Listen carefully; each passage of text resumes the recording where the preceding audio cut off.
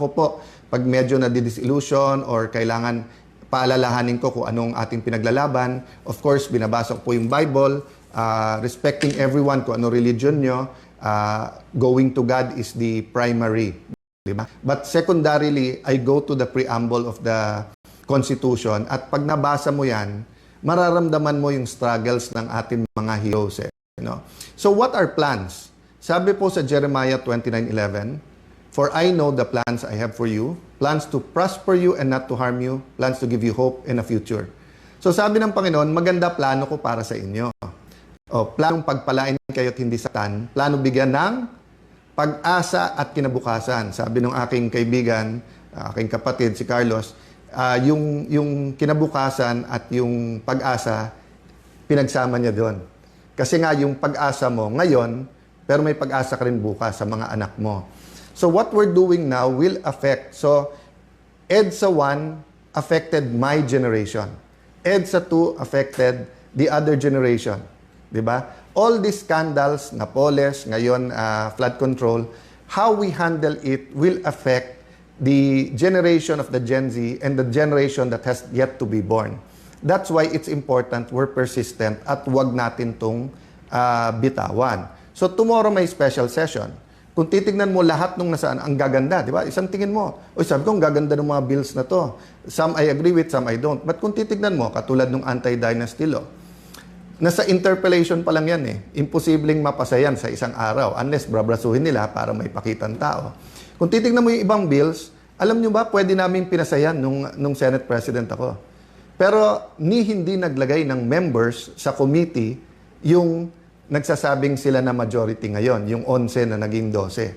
So, yung sinasabi nila na mga generals, and ako yung humingi ng apology sa kanila, naipit sila sa mga to, alam nyo, nung nag-adjourn sinidi sila ng Wednesday, pwede silang mag-session hanggang Friday kung naniniwala talaga sila na yung 12 nila ay may quorum.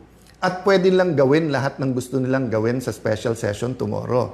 So yung mga nauna na nagbigay ng opinion na this is for leadership change, yan din nasa mind namin. So sa meeting ng grupo ng ating mga senador yesterday, yan ang dinidiscuss namin na lahat ginagawa, pagsugod ng NBI, paghuli kay Bato, pag-walk out, yung napakaraming issue na binabato nila, magtrabaho, etc. But in the end, it's all about the flood control and who's guilty and how do we protect everyone, how do you protect the mastermind and how do you protect Malacanang. So we will not get to the Lord's plan. We will disagree on politics, but we all agree that God meant the Philippines to be a prosperous, powerful nation. Let me address myself to fellow Christians, pasintabi sa ating mga kapatid na Muslim. Assalamualaikum sa mga kapatid na Muslim. For how many decades, centuries have we been claiming to be a Christian nation? Pero ano nababasa ng ibang mga bansa tungkol sa Pilipinas? Idolatry, immorality, corruption, di ba? So we have to change that. So dyan pupunta. How do we change that? Through our principles.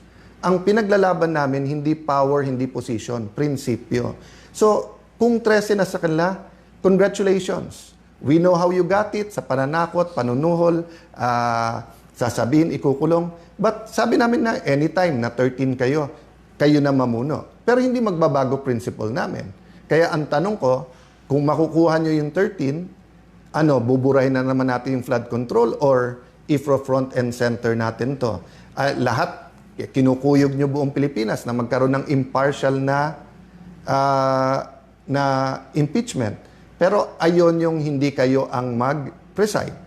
Ayaw nyo na ang numero ay 24. Binabago-bago nyo. Pinost ni Senator Win, tapos tinanggal. Tapos ngayon ay sinasabi ni Senator Win, hindi, talagang 1624. Tapos sinasabi ng ibang prosecutors, hindi. Supreme Court lang pwede magsabi. Whether yan ay congressmen and women prosecutors o yung private court. Ginugulo na po nila kasi kasunod yan, chacha. From the start po, di ba, sabi namin, eyes on the ball. Control, chacha, pag whitewash, para nga ma-extend yung term. Sana mali ako. Sana mali.